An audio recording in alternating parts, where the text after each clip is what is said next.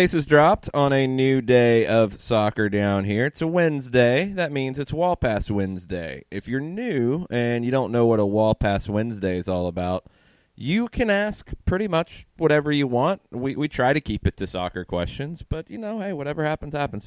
So ask away on Twitter at Soccer Down Here. They can be Atlanta United questions. They can be Major League Soccer questions. They can be questions about St. Louis, now part of Major League Soccer. They can be questions about the U.S. Open Cup final coming up next week. They can be whatever you want.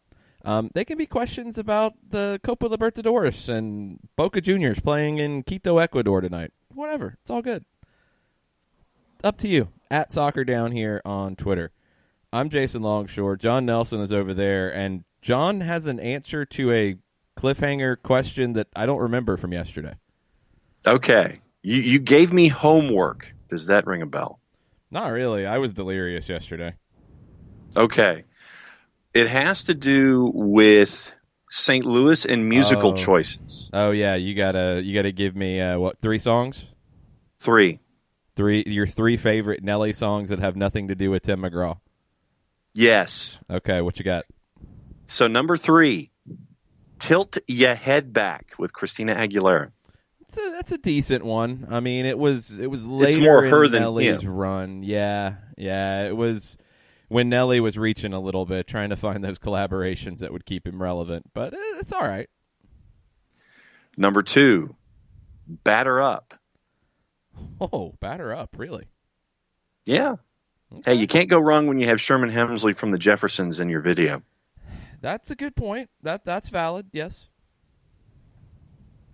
And then number 1 from that same album, and I just dated myself using that reference. No, that's all good. Country Grammar. It's just the way you said that. That's just amazing. Country Grammar. Yeah, I mean, it's like Casey Kasem if he was somehow, even like more. And the number 1 song for Nelly would be Country Grammar. I wonder if it. No, I don't think it ever made it. I don't think you were getting those songs on the Casey Kasem Top 40 at that point. America's Top 40 with Nelly. No, that never happened. No, Rick Dees might have got some crossover with that, but not Casey Kasem. Disco Duck meets Country Grammar. Dude. Well, you left out, and that's fine. He's got a bunch of hits. You left out "Hot in Here," which I'm sure is probably on a lot of people's list. "Ride with Me" was a big one. Ride with me? Well, ride with me. You don't have to overdo it there. We've had lots of talk about pronunciation in the last few days, and you don't have to overdo that one. "Shake Your Tail Feather" would be on mine. I would probably go Country Grammar 1, Shake Your Tail Feather 2, and EI 3. And I'd be leaving out Air Force Ones and Ride With Me and Grills and, yeah. Pimp Juice, that's another one. Okay. Pimp Juice. There you go again. Yes. So, I forgot one more. Number 1, too, which was on a soundtrack. I actually really liked that one. That was, man, I'll have to go back and look and see what soundtrack that was on. That's my underrated Nelly song of the day. But Nelly should be leading St. Louis out in whatever crazy local tradition they do on their game days. Nelly should be involved. I think that needs to happen. Okay. We still need to figure out their team name, and I don't know if anybody's gotten any closer on that one. Okay. There was the one song that ended up on the Bad Boys 2 soundtrack, and I wasn't a fan. Shake Your Tail Feather. Okay. I was kind of like, that one didn't do anything for me. Well, you would be incorrect, but that's okay. This is a first that would have happened? It's not. It's all good. So, yeah, this is what can happen on a Wall Pass Wednesday. This is this is the absolute microcosm of Wall Pass Wednesdayness. Yeah. So, I mean, if Macklemore is now a part owner of the Seattle Sounders, and we've had pretty much everybody possible do the Golden Spike here, you got to get Nelly involved in St. Louis, right? Well, yeah, but I would think that wouldn't you need like Xavier Woods or to do the Golden Spike at some point? Hank Aaron, Andrew Young, I was talking Jimmy Carter. music. We were in the Oh, music realm. okay. Music. Macklemore, Nelly. You know. There's still plenty of people who haven't done a Golden Spike. Not everybody possible has done a Golden Spike. There haven't been that many matches yet. No, Michael Ruiz is saying that I am the most alpha-rated dad right now with this conversation. Yes. That is very, very true. Oh. Maybe what tomorrow happened? you can dig into the St. Lunatics and their output. See, but the St. Lunatics were there with him in Batter Up, weren't they? Yeah, I know. I mean, they were on other things, but there was a St. Lunatics album that was pretty bad, if I remember right. Okay. And I think that's why there was only one such thing. Yeah, I mean, I can do my St. Lunatics homework if you wish. Yeah, we might keep that one offline, or you can write a blog post about it. Okay. So, yes, and I think the early other Wall Pass Wednesdayness question, Barnum's Prime on a Wall Pass Wednesday, using the hashtag, if Orlando City were a fast food restaurant, what would it be? Hashtag OFYO, with Atlanta United being Chick-fil-A. Okay, so Atlanta's Chick-fil-A, and there will be people who will argue about that, but I think we get the gist. So, what would Orlando be? Long John Silver's? Well, you and Wookie Chuckles are in the same boat because Really? Wookie Chuckles said an abandoned Long John Silver. That's not bad. Man, I remember the Long John Silver's back in the day. Yeah. I liked Long John Silver's better than Captain D's when I was young, actually. But I haven't seen a Long John Silver's actually operating in a decade. Yeah, it'd be about right. And, I'm trying to think of others in that vein that, maybe Coco's, Lums. I don't even know what either one of those are. Well, Coco's and Lums were like Piccadilly kind of sortas. Yeah, but that's not fast food. Buffet style. Yeah, but that's not fast food. Where you're getting up out of your car to, go and pick stuff off of a buffet. That's the opposite of fast food. It might be fast casual in the restaurant parlance. Okay, fast casual. But that's not fast food. Fast food needs a drive-through. I would have said Huddle House. Yeah, those are pretty bad. I try to avoid those. So Huddle House for me would have been, and Huddle House being a knockoff of Waffle House. So yeah, I would have gone with a Huddle House, but the Long John Silver's from you and Wookie Chuckles, I think, is the early leader in the clubhouse. Yeah, I mean, I guess the other one would be when Long John Silver's tried to hang on, and there were Long John Silver's combined with A&W root beer fast food places, which made no sense. Yes. That might be Orlando City's history. It makes no sense. They should have actually made a playoff by now. True. See, because then you could have gotten an Orange Julius, I think, at the Long John Silver's A&W. See, it didn't make any sense, so I didn't even want to think about it. What about Noggles? Never heard of it. Acquired by Del Taco in 1988. All locations closed and converted by 95. Yep, never heard of it. You get Geno's and Jerry's Hamburgers. Oh, maybe. Do you remember Druthers? Vaguely. Fast food chain based in Louisville, but that became a regional Dairy Queen franchise in 1991. Very vaguely. Pup and Taco? I remember Pup and Taco. No, I don't. Never heard of that one. We Burger didn't have Chef. Any of those. We didn't have any of those. Okay. So, are we going to go with the unless proven otherwise? Are we going to go with the Long John Silver's reference? No, I'll throw one more into the mix. Fazoli's. Oh, like doing Italian overcooking as fast it too. food is just a bad idea. Like, I'm not going to go through the drive-thru to get some spaghetti and meatballs. And they overcook it too, and they burn the edges. Fast food. It's fast food Italian. That just doesn't work. I mean, Nick Alifi's probably breaking things if he's never heard of it. Fazoli's right now as he hears this, but yeah, it was bad. So maybe that would be in the mix as well. Okay, so Patrick Cox has sent us down a pretty good rabbit hole with this idea. Okay. He says the Chester's Fried Chicken inside the rundown gas station. Oh, yeah, that's a good one. That's a good one. See, for me, I would have brought in Hunt Brothers Pizza since he went that way. Yeah, that would qualify. That's some bad pizza. That's some really bad pizza. Yeah, and it's also inside the gas station, much like Peacock's Chester's. Yeah. Yeah, there's another one that's around now. I don't think it's Chester's. I think it's like crispy something chicken, and it's bad. And it just, you don't even want to go into those gas stations because it just smells like fried, stale chicken.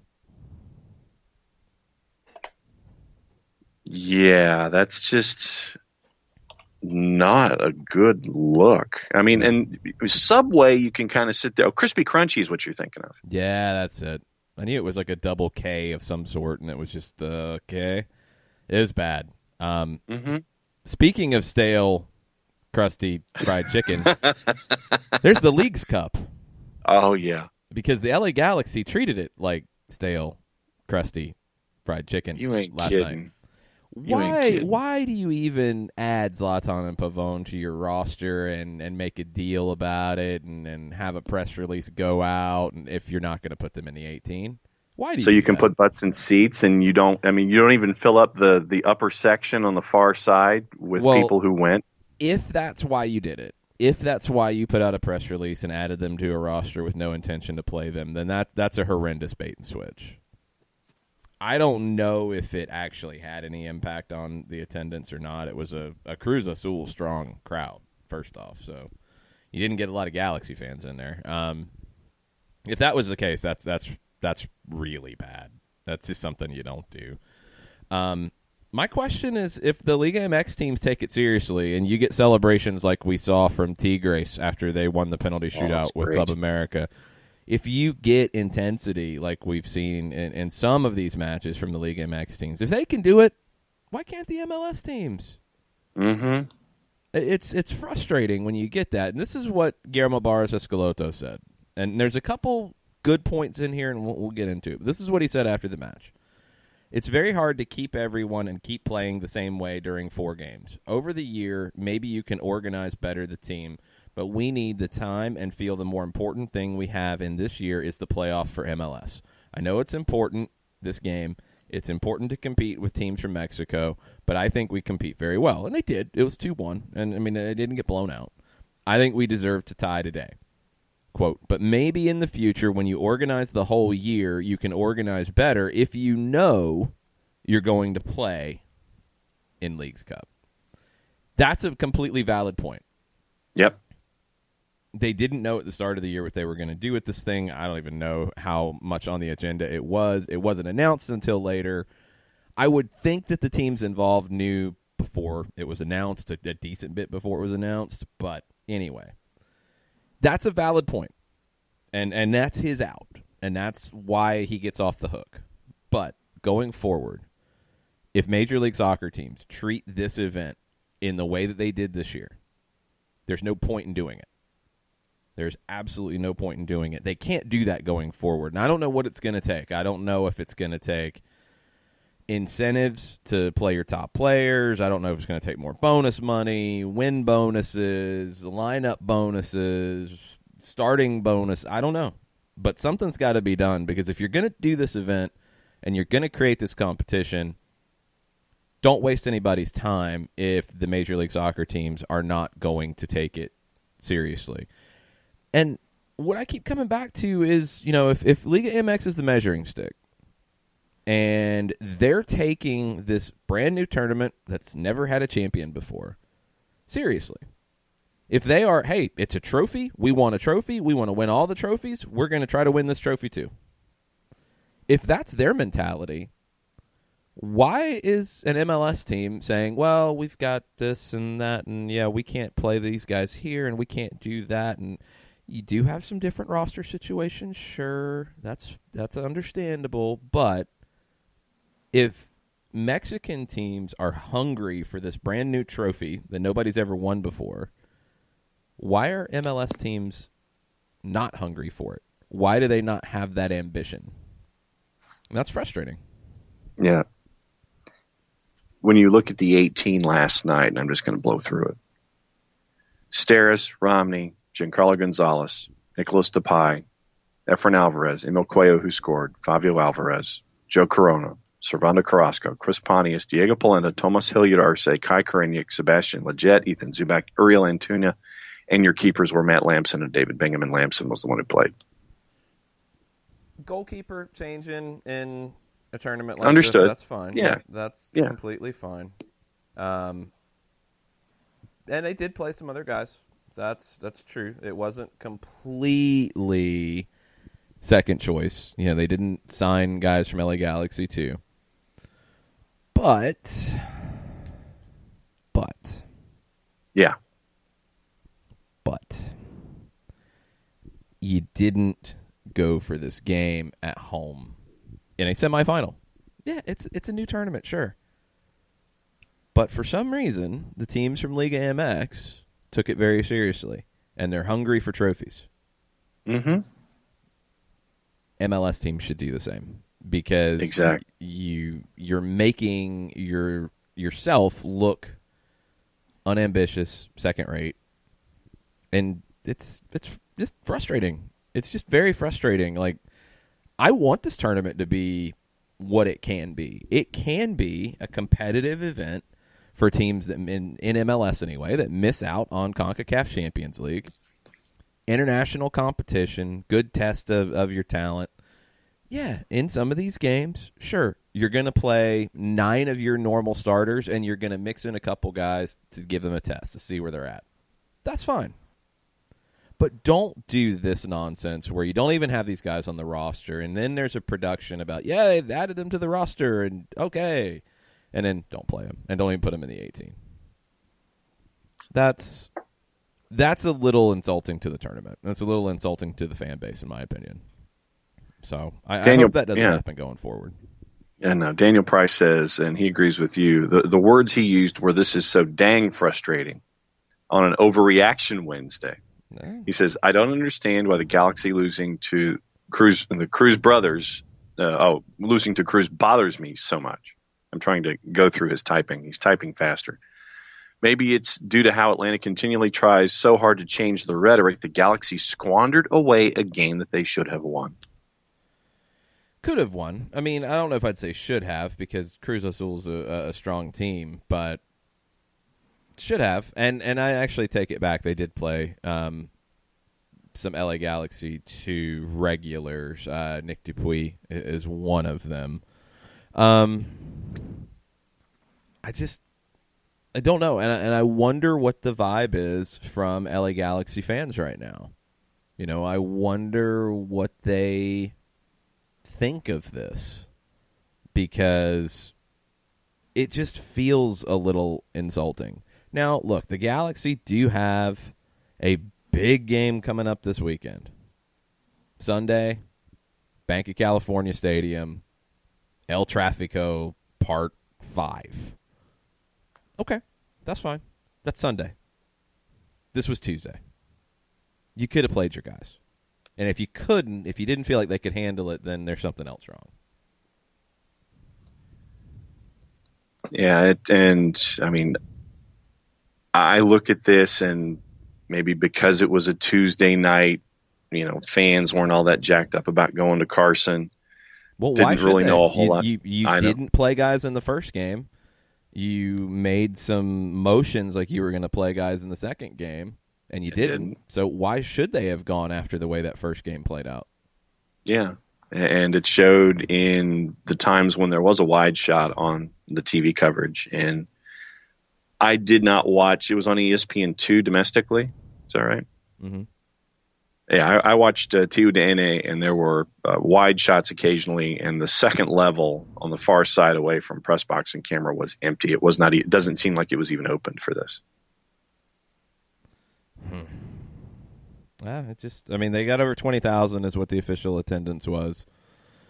27 is what the stadium seats. You can't blame the fans at all, because the first game it was obvious this tournament was not high on the agenda. They kind of pump faked you and made you think that it might be high on the agenda this time. It wasn't. That's disappointing. We'll see what happens with Leagues Cup. I hope it can be something serious, and I hope next year with teams actually qualifying for it, and as Scalotto says, hopefully with them knowing at the beginning of the season, beginning of the calendar year, as you're planning out your year, you're going to play in this. It's going to be in these windows. Hopefully teams will prepare for it. They need to, or there's no point in doing the tournament. It doesn't serve a purpose if teams aren't going to take it seriously. Let's take a break. More Wall Pass Wednesday questions, topics from you guys. But up next, we're going to get John's fantasy team together, because he might be playing a play. Hey, you brought David Osted back from the dead. He actually played one of the games, which is funny. It's probably a good thing you didn't play him, because he gave up some goals. But you brought him back from the dead. You might have a player in your lineup that isn't even in the league anymore. It could happen. Maybe they come back. It has. It has happened. It could happen again. You never know. We'll try to get his fantasy lineup set up. We'll give you the update from the commissioner, Jason Wright, and we'll look at the games tonight in MLS and maybe talk about some Juicebox purveyors while we're at it. We'll be right back after this. Looking for future leaders we can trust and believe in? Look no further than the high school student athletes right here in Georgia. High school sports teach young people how to be effective leaders. It begins by making their grades and being on time for practice. It includes learning to listen, following directions, accepting responsibility, being a good role model. And it's about respect for officials, opponents, the rules, and each other. The result? It transcends sports. It gives us hope for the future. High school sports. There's so much more than just a game. This message presented by the Georgia High School Association and the Georgia Athletic Directors Association.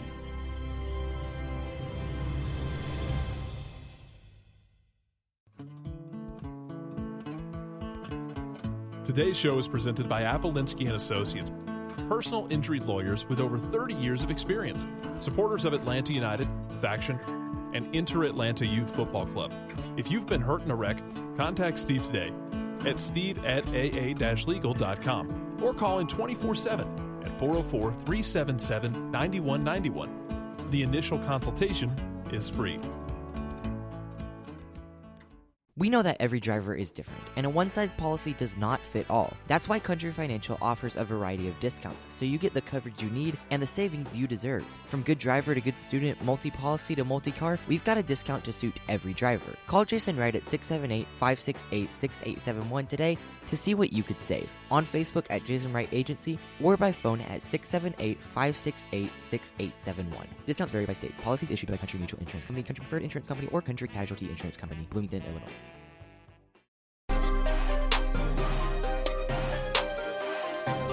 Welcome back. Soccer Down here, August 21st. It's a Wall Pass Wednesday. More questions, more topics, more chaos coming up shortly. But first, we've got our Soccer Down here Fantasy League update presented by Jason Wright of the Jason Wright Agency. He's the commissioner of our Fantasy League. He can also help you with your insurance needs. Make sure you're following him, Jason Wright, AGEN on Twitter, Jason Wright Agency on Facebook. Here's your update from the Open League for Week 24. Goldmine was the leader with 169 points. The arcade at South Lake Mall when I was a kid was called Goldmine. That was my favorite place. Oh, yeah. That was awesome. See You Later, Alligator, 161 points. Dig it. Black Star FC, 160 points. The standings in the Open League after this week in the Clausura season. Check yourself. 1,106 points. 11 points ahead of Don't Var Me Bro, 1095. 40 points ahead of For Whom the Bellow Tolls at 1055. The top 10 are all within 150 points of first place. So it's going to be a tight race down to the finish. I mean, 150 points, the top score this week was 169. A couple good weeks, if you're in 10th, you can check yourself. You can check yourself. Show you right. You can do that. It can happen. The Pro Rel League in the Clausura season, 9-0-0, two teams. Don't Var Me Bro and the Black Hall Bombers, 8-0-1, Brecken Bad. The Week 25 matchup to watch, Camdo Attitude versus Brecken Bad. Camdo Attitude was one of the top teams last year, trying to move up the table. Brecken Bad, and the commish says, can Brecken Bad continue their almost Cinderella season? And now we got to start looking at the relegation side of it. Remember, this is the Clausura season. This is the second half. Those who are currently in jeopardy of being relegated out of the Pro Rel League, which I guess means that you will be doing USL Championship fantasy next season. Oh, see, if we did that, that'd be awesome. That would be cool. 11 fun guys, Breckosaurus, Brecken 2 Electric Boogaloo. Oh, that they should not be relegated That's strong. because of that name. Dog for Him, Holly Springs FC, Joseph Better Than CR7, More Cowbello, that's another good one, Mucha Plata Dos, United and Conquering. All of them are in the relegation zone in the Pro Rel League. All now, right. What do you have on your list? Okay. Keepers, Clint Irwin and Eloy Room. I've started Room because it's a double. It's a double where they're going to Yankee Stadium in the first game, and they're going to Nippert in the second. Are you a glutton for punishment? Well, like I said, I've also got Clint Irwin. If you're looking at doubles as goalkeepers, Room was financial more than anything else because of the rest of the roster. Well, I would be, if you're looking for a double as a goalkeeper, and this doesn't mean you have to, but Sean Johnson would be the one I would be looking at out of the six that are playing today, because he gets home with Columbus and home with Red Bulls. That'd be the one I would go with, because Bill Hamid is home to Red Bulls and then away to Philadelphia. Tyler Miller has to deal with Zlatan and the Galaxy coming in, and San Jose tonight. So, yeah, Sean Johnson would be the double that I would be looking for. Sporting Kansas City and Minnesota, are they doing? No, they are not. They're just doing the Thursday singles game. So They're not doing a weird Thursday-Sunday deal. All right. So, yeah, Eloy Room would scare me. Backline, Briant, Metanier, Elliott, Ziegler. Briant's a good call for sure. The others, Metanier going to Kansas City. Metanier gets forward, so you can buy that one. Elliott hosting DC in their second game of the week when Philly is fresh. That's a good call. And Reto Ziegler hosting Houston. Yeah, that's not bad. I can roll with that. Midfield, Blanco, Acosta, Nagby, and Barco. Okay, you get Acosta, Luciano Acosta, right? Yes. Okay, not playing well as of late. I would probably not go there. What else do you have in midfield? Blanco in Cascadia. Okay. He's played a lot of minutes lately.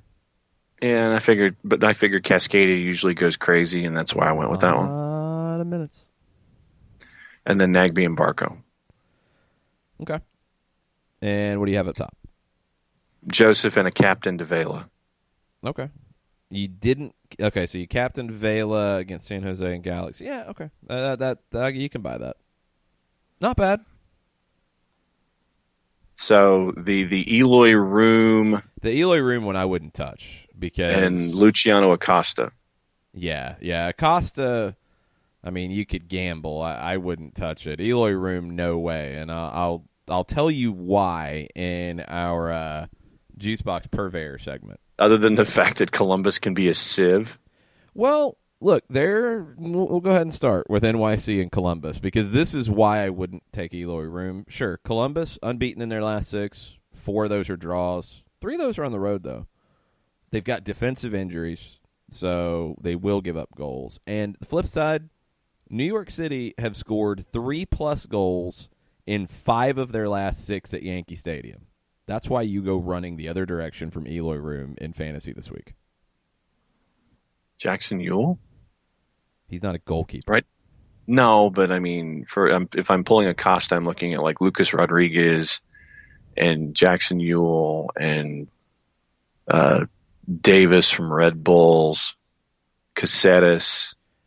Ewell's not a bad pick. I mean, you get LAFC in the first leg of 2, which is a little tricky, but then they they host Vancouver, which they should be fine in. It's not bad. All right, so we'll go there. So you've got some work to do on your fantasy team. You can work on that, but you have Juicebox purveying information that you need to bring to the table. Yes. So, NYC Columbus, that's the first match tonight. Went through the numbers here. NYC scored a lot of goals at home as of late. Columbus has gotten results. They haven't necessarily been pretty. 4 draws out of the last 6. What are the Juicebox purveyors thinking about this one? From our friends at Odds Shark, who have posted a lot of different numbers, the composite, NYC to win outright is anywhere from -154 to -165. That's about what I figured. Columbus, +390 to +440. The draw is +295, 3 out of 4. I think that's an easy NYC win. Like a 3-1. No part of it. Yes, that ain't going to be pretty. I mean, no part of it. Unless you're parlaying juice boxes with other results, not touching it. DC and the Red Bulls is the next one. Red Bulls are unbeaten in their last 8 against DC in all competitions. That's a lot. New York has also conceded 3+ goals in 5 of their last 6 away from home. That one surprised me because we don't normally think of the Red Bulls as a team that leaks goals. But they have been doing that on the road here lately. DC, they need to come in a little angry after losing in Vancouver, but they're also coming in from Vancouver. They are at home, but that's a long way. It's a long trip that's going to take a little bit out of you. This really was the first MLS rivalry. This was the one that got it started with rivalry matches. It's also one that has fallen off a bit as of late. And the reason why is probably because the Red Bulls are unbeaten in their last 8 against DC. Can DC flip the tide? They need to. They're 1 point ahead of the Red Bulls right now in 4th place. The Red Bulls have a game in hand in 5th place. What are the juice boxes thinking? DC opened at +125. They are now anywhere from +190 to +199. Wow, that's a big number for a home team. New York Red Bulls started at +170, and they have plummeted to a composite of anywhere from +130 to +136. So the script is flipped on this one. So the juice box suppliers have shifted it to the Red Bulls as or becoming more of a favorite. Yes. I mean, that history makes you think that. I would lean DC here because I don't think either one's really in the greatest form, and I'm going to lean towards the home team. I probably wouldn't touch it because I don't really trust either team in this. Draw option started at +285, and it's down to anywhere from +245 to +270. That's not bad, actually. That's a pretty good choice. This would be one that you're looking for, like a win and a draw on somebody, and hedge your bets a little bit. I think DC can win. I don't trust them. I don't trust Red Bulls to get a win here either. It's an interesting match because both teams really need a win, but I don't know who's going to find it. LAFC and San Jose is the late match tonight. LAFC have won 10 of their last 11 at home. They've scored 4+ goals in their last 4 at home. And San Jose has never earned a result against LAFC. That makes you lean one way pretty hard. Started out at LAFC minus 500. Wow. It's pretty much been cut in half by the time the line opened. It is now anywhere from minus 222 to minus 240 for LAFC. San Jose opened at plus 900. Mm-hmm. And it is now anywhere from plus 500 to plus 580. San Jose is capable of pulling something off, but LAFC is a massive favorite here. If you want to go like crazy, wacky parlay action, you go all the home teams. That's kind of my lean tonight is home teams get the wins. But I don't know if all of them are going to end up being wins. So none of these really sound like intriguing juice box matches to me. Do our friends at Prize Picks make them any more intriguing? Well, that's a whole different set of juice boxes, actually. But let's see what Prize Picks has to say about this. If you have not signed up at Prize Picks, you can do so using the code SDH, and you're going to get a quarter of your initial deposit matched up to $1,000. You're going to get a free 2-pick $25 play that if you only get half of it right, you're going to get 10 back. So it's a pretty good way to get the ball rolling here. There are a few players on the board already for this week's Major League Soccer action, and it starts with the games tonight. We'll start with those. A-Bears an 8.5, Jossie Zardes 4.5, Rooney 6, Vela 13.5, Rossi 6, Wando 5.5. Those are your players who are on the board for tonight's action. You look ahead to tomorrow, Felipe Gutierrez 4.5, Darwin Quintero a 5. Then they have Atlanta and Orlando, at least a couple guys to get you going. Nani 4.5, Joseph 10, Portland, Seattle, Brian Fernandez a 9, Raul Ruidiaz an 8. That's what's on the board currently. You can also pair it up with wherever you want to go in the world of sports. Baseball, WNBA, tennis, NFL preseason, EPL, esports. There's nothing on the board yet on esports, so there's nobody you can pair it up with yet. But lots of stuff. So myprizepicks.com, the Prize Picks apps, which are available in your app store, and go check it out. Daniel Price is actually trying to get some work done, but he has posted his picks for the evening as a reference point for everyone else. Okay. A-Bear currently at 8.5. He's saying over. I like that. The others are all underplays. Wando at 5.5. Rooney at 6. And Vela with that monster 13.5. Yeah, the Vela one's the toughest because that's a huge number. And I almost always am going to go under on a number like that.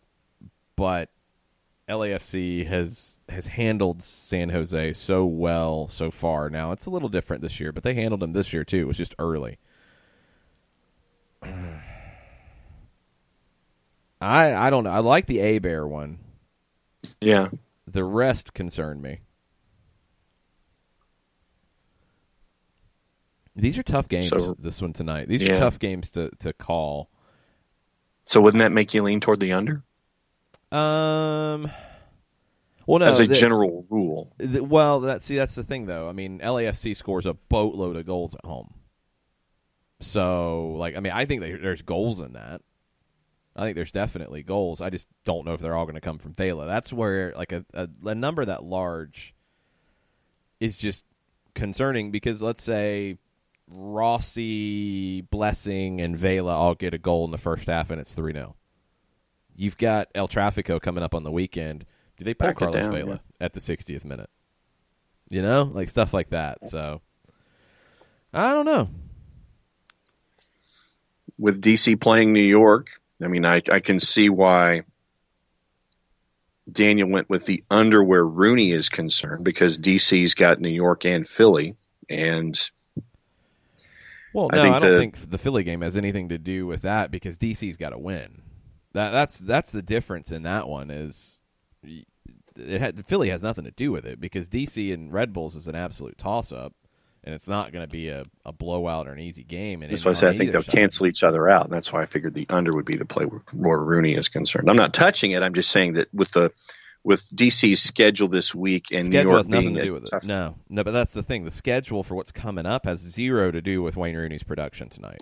Zero. DC's not going to rest anybody against the Red Bulls thinking about Philly. That's not happening. This is a rivalry game. These teams don't like each other. So you're not resting anybody looking ahead to Philadelphia. You're at home in this, and you're at Philadelphia in the second game of the week. So, no, it's not going to affect anything. You're going to go for this. If Rooney's on the board against Philly, then maybe you're going to think under. But that's why I don't like that one, because, I mean, who's the most likely player to get a goal from DC? Rooney. There's nobody else you're going to turn to that you're going to feel good about picking in that. And I don't think the Red Bulls, because they've given up a bunch of goals on the road, I don't think they're going to clean sheet DC. So I would, if I have to pick Rooney tonight, I would probably go on the over, actually. I guess I would go with 3. I would go over on Hebert, over on Rooney, and under on Vela. That's what my gut would be. Yeah, but I really like the Hebert and the Vela, except for Hebert. Yeah, no, I like Hebert and I like the Vela pick, but the Rooney one for me and Wando are kind of like right there. And Daniel comes back in as he's trying to work. He says Rooney's form's been questionable lately. It has. I mean, it has. It's just, I think your backs are against the wall if you're DC, and they've got to they've got to win this. You know, they've got 1 point up on the Red Bulls. They've got to go for this one. It's at home. This is the one you can control more. So if he's going to score, this is going to be the time he's going to do it. He's going to have to, because I just don't know who else to trust to get goals in that team. And that was, so I'm laying off of Rooney with that number and Wanda with that number. So Prize Picks will be very, very busy the next handful of days. Yeah, that's some interesting ones today. That makes you think about all of it. So good numbers. They're teasing over at Prize Picks. Go check it out, myprizepicks.com or the apps, and get signed up using that code SDH. We're going to take a break. We're going to come back, answer some Wall Pass Wednesday tweets, and then Mike Conti from 92.9 The Game will join us at 10 o'clock. Be right back after this. A ranger station. I'd like to report a bear hug. Okay. I put out my campfire and Smokey Bear hugged me. So you drowned the fire, you stirred it, drowned it again, and felt that it was cold? Uh-huh. Yep, he's just letting you know you did good. Bear hug from Smokey Bear. Status update. I'm gonna let you go now. There are many ways to start a fire, but one sure way to put it out. Learn how you can do your part at SmokeyBear.com. Sponsored by the U.S. Forest Service Ad Council and your state forester. As a business owner, you know that every year brings new challenges and opportunities. The success of your business demands expertise and focus. And Country Financial can help you keep that focus by helping ensure you have the right insurance protection in place to meet your goals. Jason Wright can help you create a customized insurance plan that has coverages designed just for your business. Give Jason a call at 678-568-6871 or reach him on Facebook at Jason Wright Agency. Coverages vary by state. Policies issued by Country Mutual Insurance Company, Bloomington, Illinois. This is what matters. This is beyond X's and O's. This is the difference mutual respect makes. This is what character looks like. This is what defines us in Georgia. This is sportsmanship. School sports. It's not the outcome that matters most, but the way the games are played. This message presented by the Georgia High School Association and the Georgia Athletic Directors Association.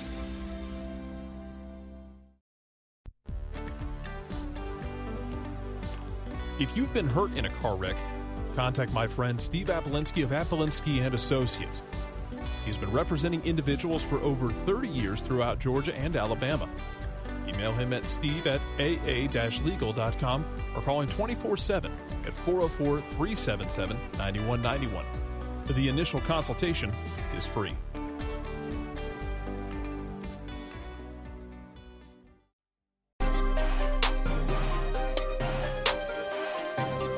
Welcome back. Soccer Down here, August 21st. It's a Wall Pass Wednesday, so we're getting into the Twitter timeline right about now. What are the peeps asking about this morning? Well, Tafka has an observation, and I'm going to go to the end of his observation first and then go backwards. Okay. First off, he says, please don't hate me. Well, actually, last off, he said, please don't hate me, and here's why. That's always a bad way to start. Well, actually, yeah, he ended with it, so that's why I started with it. Okay, fair enough. He says, listen, I'm super pumped for at MLS TOSTL, MLS to St. Louis. And more so, I'm thrilled that it is bringing the first female majority-owned club to MLS. But this picture made me chuckle because it struck me as Steel Magnolias goes soccer. And he put a side-by-side with the owners on the front page of MLSsoccer.com and the Steel Magnolias promo photo with the 6 actresses. See, it's been so long since I've actually seen Steel Magnolias. I'm trying to remember the plot to it at all. I think you might be able to do that movie. Well, it is town in Mississippi. All of these women with their intermingling storylines, and the underlying storyline in the plot is the illness of Julia Roberts, who is the daughter of Sally Field, and her wanting to have a family and eventually passing and how they deal with that. So Shirley MacLaine, Olympia Dukakis, Sally Field, Julia Roberts, Daryl Hannah, Dolly Parton. So the movie would have to be the next generation running an MLS team. Yeah, okay. I think so. I mean, they'd be moving from Mississippi to St. Louis. I guess that's possible. All right. But, yeah, I think Tafka was just looking at the camaraderie that was on display in both of the photos and putting them side by side. I know where Tafka's going with it. But I say go ahead and do the movie. I mean, there's all kinds of bad movies out there. And if you didn't see Pablo Maurer's piece about Major League Soccer in pop culture over at The Athletic, it was pretty good. So I didn't think he went through 10 different references of MLS where it'd pop up in a movie or TV show or what have you. And, I mean, some of them are just horrendous. There's got to be something like that, a movie about this in St. Louis. Because, hey, that's a really interesting story. Very cool. Yeah. So, okay, let's do a movie about that. Tafka's not completely off on this. We can make something out of that tweet. I don't hate him. It's all good. Nathan Pugh thinks Inter Miami's third kits for next year should be a bright, glowing green and be nicknamed Toxic Third. # Wild Pass Wednesday.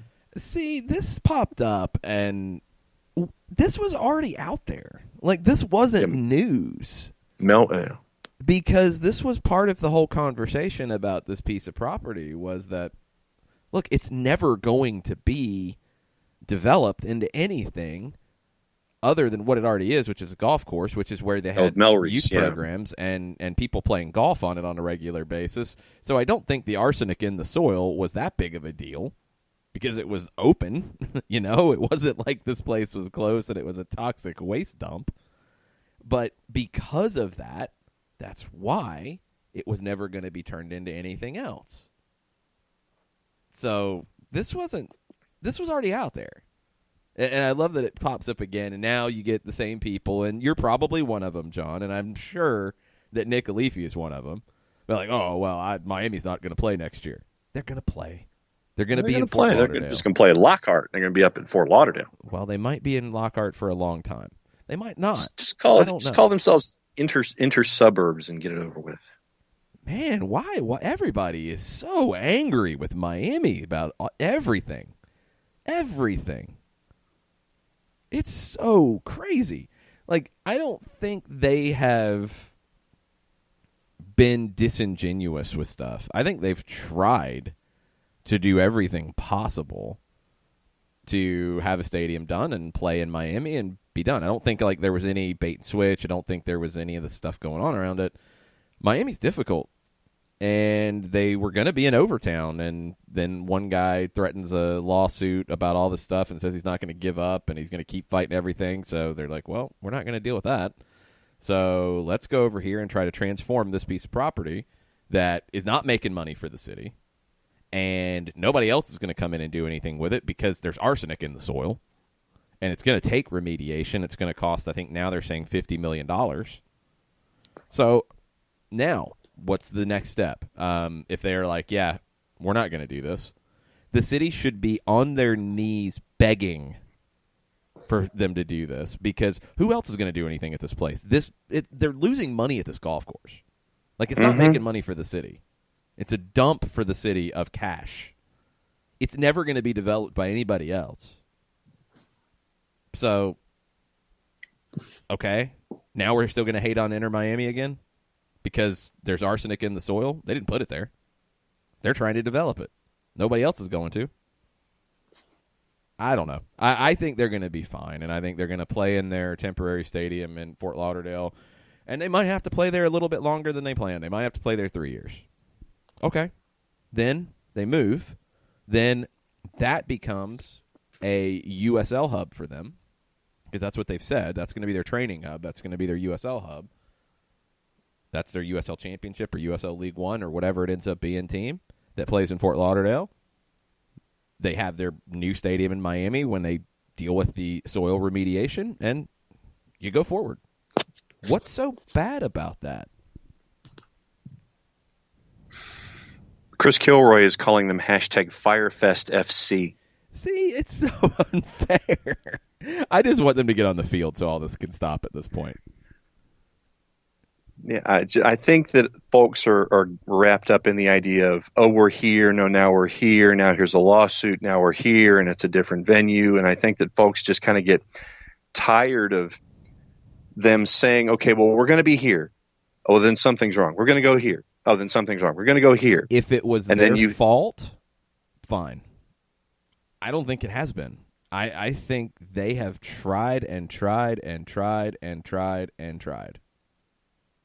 And I think that Miami should be thanking David Beckham for not walking away. So, I don't know. The reason I push back on like a Firefest type of comparison is that was complete incompetence and mismanagement. I don't think that's the case here. I think Miami's just insane. I think Miami and trying to get anything big done in the city of Miami is just absolutely nuts. Miami might be the Firefest. Yeah, back to the discussion of if the Purple Team was a restaurant. Okay. Well, we said fast food. Let's if we're going to go restaurant, that opens up some different possibilities. Right. So Will C is saying, does it have to be fast food, or can Orlando City be Hooters? No, they can't be that. They don't get that. They would be like whatever the third-rate ripoff of Hooters would be. Ooh, I don't know what that one would be. I don't know what it would be either, but I'm sure there's one out there. They would be that. Yeah, I mean, crispy crunchy chicken and Hunt Brothers Pizza. That was pretty good. That was a good run. I'm going for Wookie Chuckle says, when I was in high school, I had several friends that worked at a Sonic that was largely just a front for the car hops to deal drugs. That also seems very on brand for Orlando City. Well, yeah, that's kind of harsh to Sonic as a whole. I kind of like Sonic. I'm not going to lie. I like Sonic, especially the tater tots. And the shakes. Are good. The shakes are really good. The breakfast is good. So yeah, I'm gonna stand up for Sonic. All right. But could that be happening at a Sonic in Orlando? Well, maybe. I don't know. That could be within the realm of possibility. Yeah, I'm sure it's happened at Sonic's from time to time. Yeah, no. When last week when I was on the road, There was one of those restaurants right across the street from the hotel, so it served very well. I have never had the Sonic breakfast, though. Oh, it's good. It's good stuff. There was one when I was working at a GameStop. There was a Sonic along the way, and that was a good stop on the way into the store every day. So what's your go-to? It's been years since I've had breakfast there. It was a Texas toast. I think it was a Texas toast ham, egg, and cheese. Occasionally the sausage, egg, and cheese, but the ham, egg, and cheese was a good breakfast sandwich. Yeah, is the Texas toast the bread or the around the element to keep it from being, because it sounds like with bacon, egg, and cheese, it sounds like there's a lot of real estate there, or ham, egg, and cheese. So with a ham, egg, and cheese, it seems like there's a lot of real estate that covers. Is the Texas toast able to cover all that real estate? Yeah, that's the whole point. Texas toast is like big and thick, and yeah, it can handle it. Okay, that's why I was asking.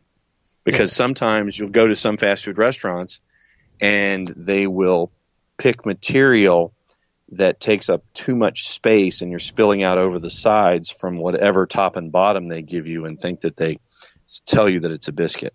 It's Texas. It's big. That's the whole point. It's Texas. Everything's bigger in Texas. You know that. True. It's not Rhode Island toast. It's Texas toast. See, now if it was Rhode Island toast, that would be really, really small. Yeah. Sean Vergara has a boatload of questions, and I'm trying to think of one that could be addressed by the end of this hour. Okay. And, this is tough. Okay. Let me do number 4. Odds we see Bello in Orlando. See him in Orlando, 75%. So that'd be what, 2 to 1, 3 to 1. 3 out of 4. 3 out of 4. Well, yeah, I'm trying to remember converted odds. Anyway, I think it's possible. I don't think he starts, but is he in the 18? Yeah, I could absolutely see it. It'd be a good spot to do it, especially if you are thinking a little bit about Minnesota and the Open Cup final, and maybe giving Justin Merrim or Julian Gressel, if you want to move Merrim over, a little bit of a breather ahead of that. If you could get 45 to 60 minutes out of Bello, maybe you could start him. Otherwise, he's in the 18. Yeah, I think it's a decent shot that he's in the mix in Orlando. We'll get to more of Sean's questions. We'll get to more of your questions as a whole. We'll get to Mike Conti right after the break. We'll be right back. Looking for future leaders we can trust and believe in? Look no further than the high school student athletes right here in Georgia. High school sports teach young people how to be effective leaders. It begins by making their grades and being on time for practice. It includes learning to listen, following directions, accepting responsibility, being a good role model. And it's about respect for officials, opponents, the rules, and each other. The result? It transcends sports. It gives us hope for the future. High school sports. There's so much more than just a game. This message presented by the Georgia High School Association and the Georgia Athletic Directors Association.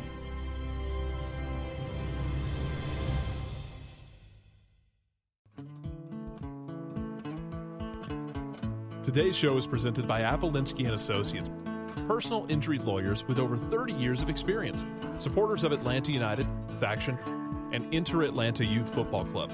If you've been hurt in a wreck, contact Steve today at steve@aa-legal.com or call in 24/7 at 404-377-9191. The initial consultation is free. We know that every driver is different, and a one-size policy does not fit all. That's why Country Financial offers a variety of discounts, so you get the coverage you need and the savings you deserve. From good driver to good student, multi-policy to multi-car, we've got a discount to suit every driver. Call Jason Wright at 678-568-6871 today to see what you could save. On Facebook at Jason Wright Agency, or by phone at 678-568-6871. Discounts vary by state. Policies issued by Country Mutual Insurance Company, Country Preferred Insurance Company, or Country Casualty Insurance Company, Bloomington, Illinois. You're listening to Soccer Down Here daily on SDH Networks, a division of OSG Sports. Find us at Soccer Down Here on Facebook and Twitter. The time is now the top of the hour. Peep, y'all.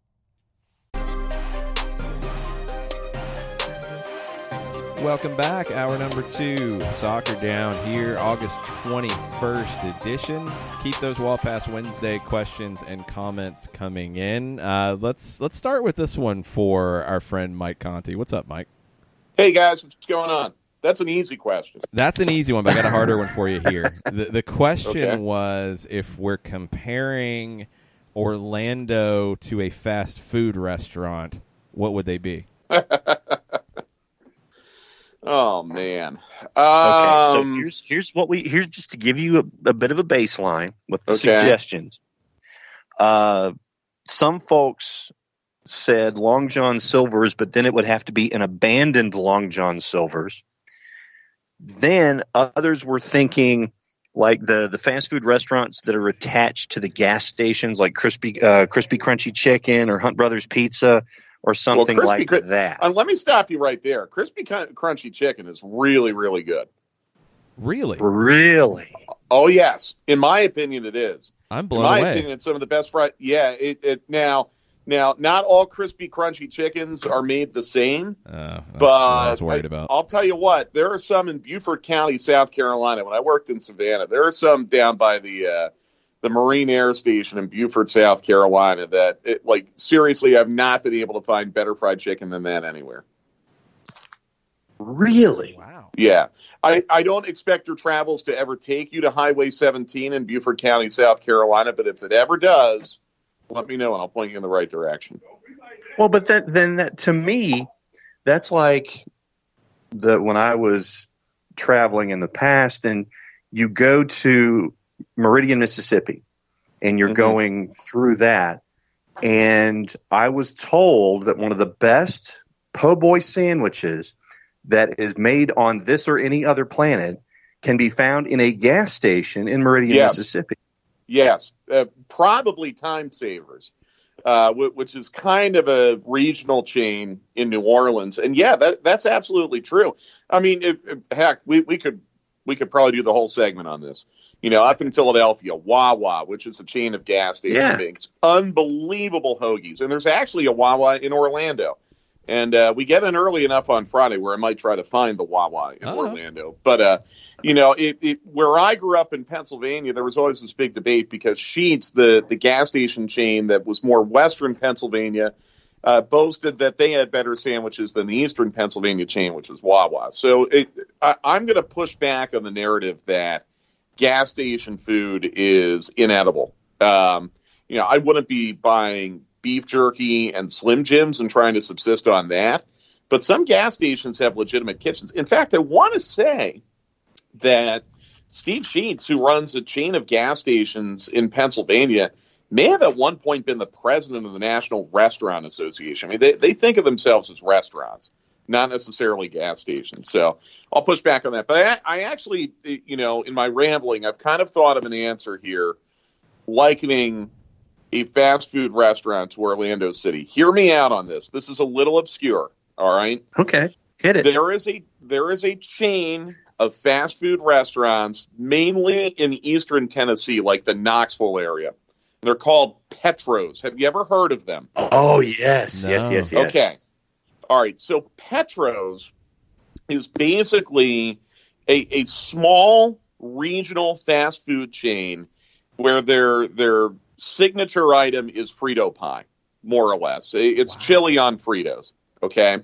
And it's named after the official snack of the 1982 World's Fair that they had in Knoxville, okay? It was called a Petro, because I guess it was a salute to energy and oil and all that.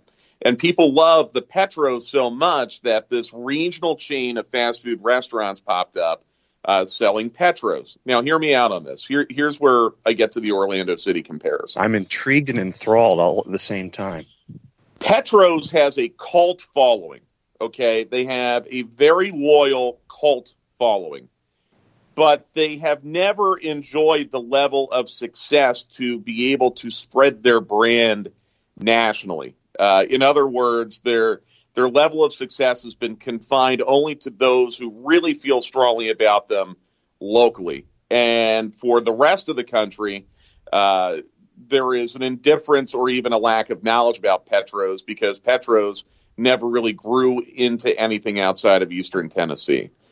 So I look at Orlando City, and look, I'm going to get killed for saying this, but they do have a very passionate sector of fans down there, okay? Yeah, I mean, look, we can't deny it. Every time we go down to Exploria Stadium, it's loud, fans are engaged. Yes, I know what the attendance was for the Open Cup final. Yes, I know what their attendance has been all year. But look, I'm not going to, hold my nose in the air when it comes to Orlando City and their supporters. They've got some really good fans. There is a tremendous amount of local interest and engagement in Orlando City. They play in a great stadium.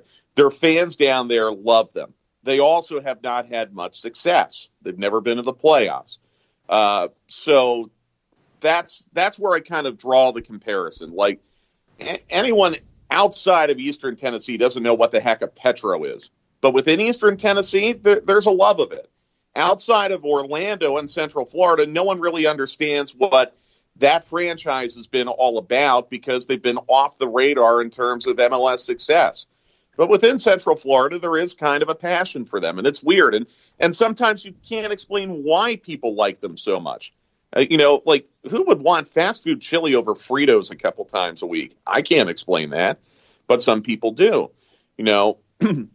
Orlando City has not given their fans a whole lot to cheer about over, their 4 years of existence. I can't explain it, but people down there love them. So Orlando City for me is Petros. I hope that makes sense. So you're saying that the marketing plan is going to be an upgrade in the chili that goes over the Fritos, and that's when they make the playoffs.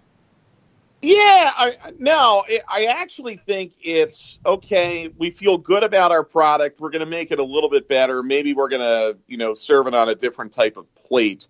Okay, but there's got to be some kind of upgrade. Yeah. The menu's got to be upgraded somewhere. They've got to announce something.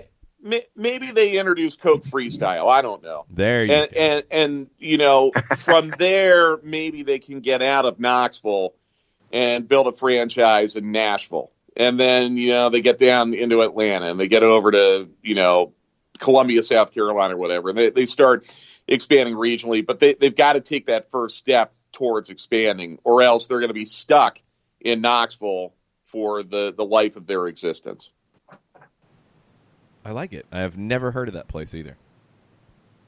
Yeah, I mean... apparently there's a Wawa within earshot of the airport in Orlando. Well... there's not much else near the airport, but hey, we have a lot of time to kill on Friday. So maybe we'll hit it anyway. What are you thinking about this match on Friday? This is an interesting one because Orlando's coming into it outside of that Open Cup semifinal in a pretty good run of form, and they've won their last two at home. I really think, Jason, this is Orlando's best shot to get Atlanta United finally. I really feel that way. And unless something totally unforeseen happens with a weird squad rotation, and James O'Connor's done that this year, but they're at home, this team is so close to the playoffs they can taste it. And I know what happened Saturday night, giving up the late goal to settle for a draw against Minnesota. I'm sure that was really, really disappointing to them, and that is a minor setback. But this team is so close to the playoffs, they can taste it. And I understand why they wouldn't be very confident against Atlanta United. They've lost 6 in a row against them. But you're at home. You're healthy. You're going to be playing everyone. This, to me, feels like it's going to be their best shot. because you have Atlanta United who have to fly all the way across the country on Monday. Like, you tell me, Jason, it feels like we just got back home from Portland, doesn't it? It feels like we just got back home, and they're going to be getting on a plane to go down to Orlando tomorrow. As far as air miles traveled, you can't go much further within the league than Portland to Orlando. It's true. So there are just a lot of things kind of lining up here that makes me nervous about this one on Friday. And look, you've got to take them seriously. You can't just laugh at them. And I'm not talking about it from a team standpoint. I'm talking about it more from the standpoint of fans and supporters. You can't just disrespect Orlando and laugh at them because you've beaten them 6 times in a row. Those matches have been close. The match here in Atlanta back in May, which Atlanta United won on Pitty's goal early, if Nani plays, I'm not sure Atlanta United wins that match. And that was Atlanta United in a really good run of form when they were getting all those clean sheets in a row. The Open Cup match, yeah, they won 2-0, and they had control of the match, but if Dwyer doesn't put an early shot in the 15th row, you could be down early in that match, and everything kind of changes from a tactical standpoint. And even the matches last year, when Atlanta United won the MLS Cup and Orlando City was in the basement, the 2 matches you played in Orlando were tough. Even after Joseph got his record-breaking goal, a lot of people forget Brad Guzan had to make his best save of the year to preserve the win there. And the match in May, you got a penalty, you won 2-1. If you get a different ref and he buys into Will Johnson's theatrics, you might have a really tricky set piece right at the death of that match where you're trying to hold on to 3 points. So do not take anything for granted going down to Orlando at all. Historically, this is extremely tough for Atlanta United to go down there.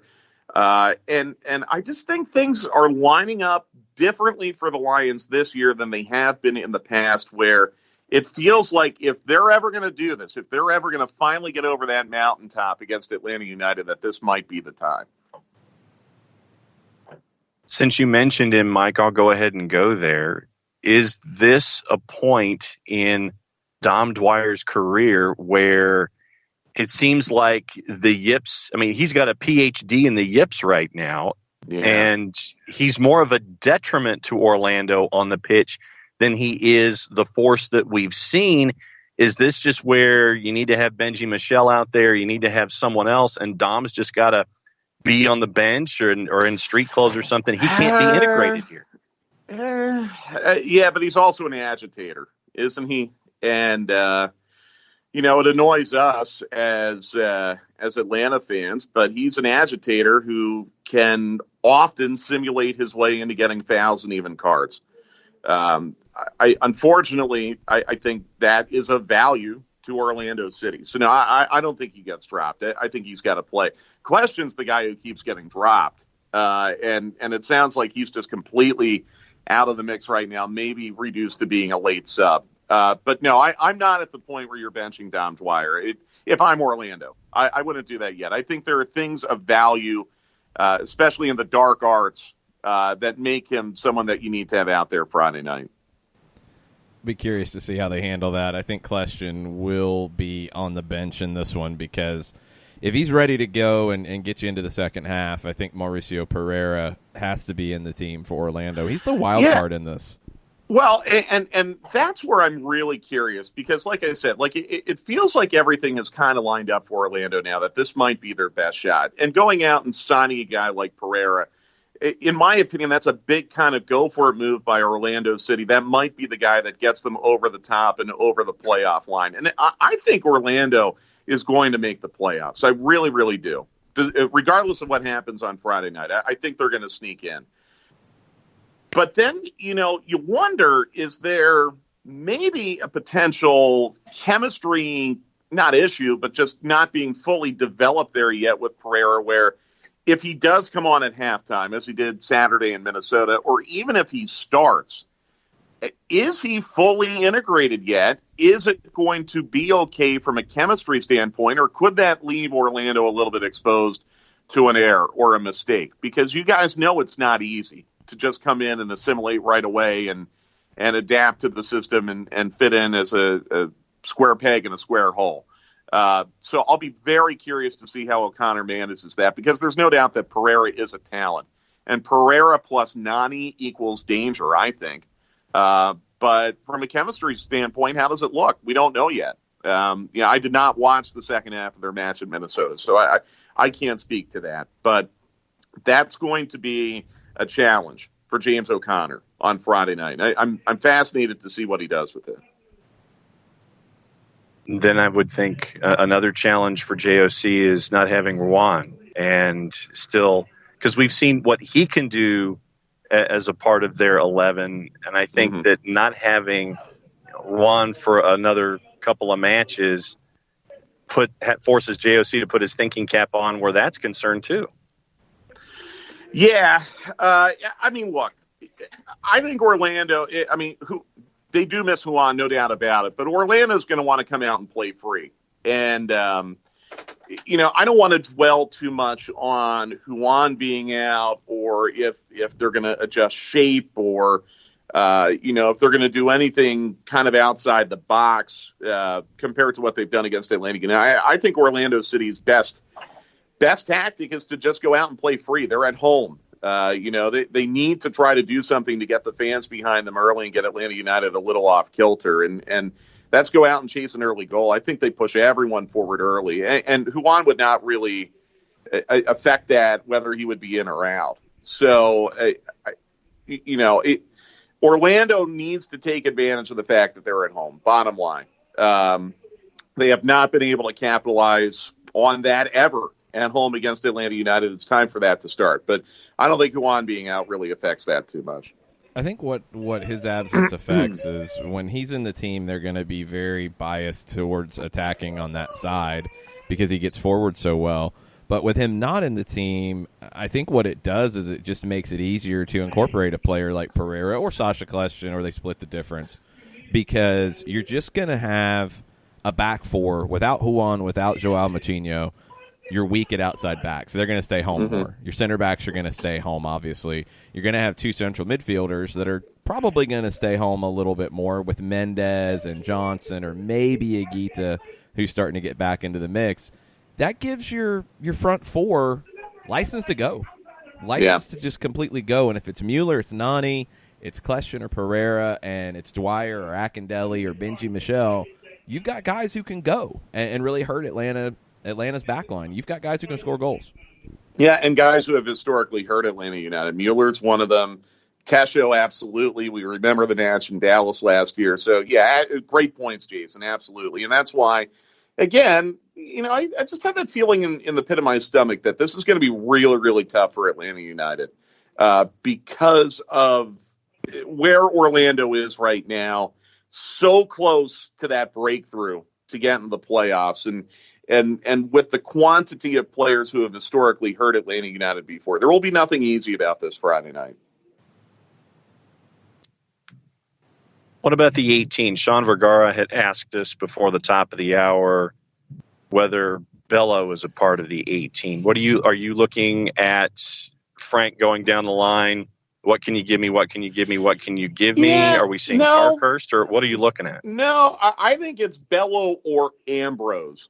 I think it's an either or. Ambrose was in the 18 Sunday in Portland. Bello did not travel. Now, this could change a little bit if Escobar is available. And I guess we'll learn more today. I'm assuming they're going to have a media availability today before everyone heads down to Orlando tomorrow, though I don't know that for sure, so don't quote me on that. But maybe we'll find out today. If Escobar is back in, they do? Okay, so if Escobar is back in, then strike everything I've just said. But I would think it would be a Bello or Ambrose decision. I have to tell you, I've been thinking a lot about this Bello situation. I think Doug Robertson made a really good point Monday on Twitter. I think we might need to come to terms with the fact that, Bello has just missed too much time this year, where it's not a guarantee that he's going to slot back into anything. We only have 8 matches left in the regular season. That's not much time. And it sucks for him because it was not his fault. He got injured. He's obviously a huge part of their plan going forward. But there is that possibility, as Pogba continues to play pretty well, that Bello might not be in this mix right now, and that he might be confined to being an option off the bench and needs to play more in USL. So I know there's been a lot of enthusiasm about what's going to happen with Bello, and I respect Sean's question a great deal. But to me, I don't think it really makes a difference in terms of Friday. I don't expect him to be starting for the first team anytime soon. And that's okay. That's okay as long as Atlanta United continues to look good in the 3-5-2 and continues to win. And Bello will be a big part of the plan going forward. But, 5 months is more than 5 months is a lot of time.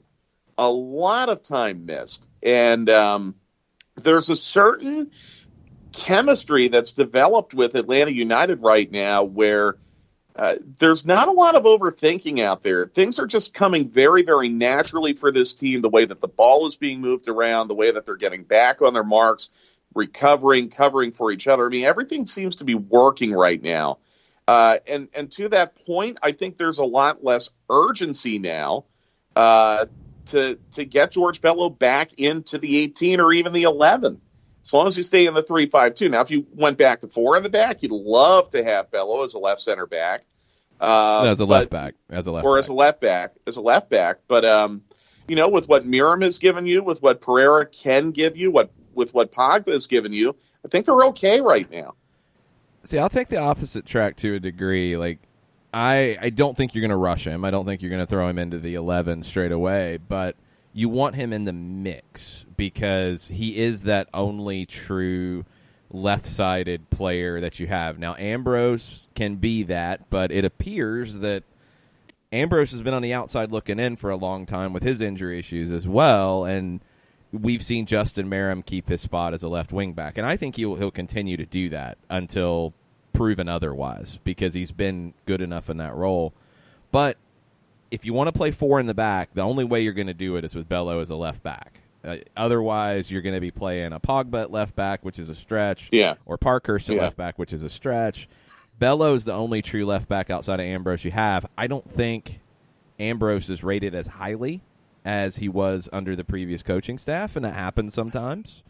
I think Bello is rated very highly, but all the things you said about the time missed and chemistry and getting back into it will definitely play in. I don't think you have to. Let's say if you'd got him back a month ago, then you might have put him in to get him into gear with this group. Now it's a little bit different point, and if he plays his way into contention, that's great.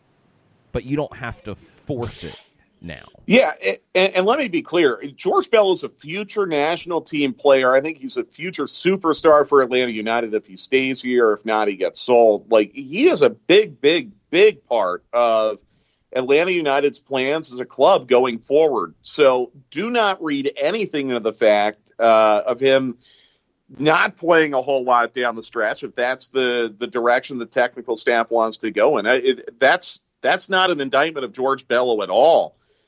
I just see it as things are working incredibly well right now, especially in the 3-5-2. There's not a lot of urgency to make that change. Now, if you have another injury or tactically you have to go to 4 in the back or something like that, then that's different. But I think right now, it's kind of a non-issue. He can slot into the 3-5-2 in that wing-back role, and he's just going to be coming at it from more of a traditional wing-back type of position because he's an outside back who he's going to be defense first, but one of Bello's strengths is getting forward.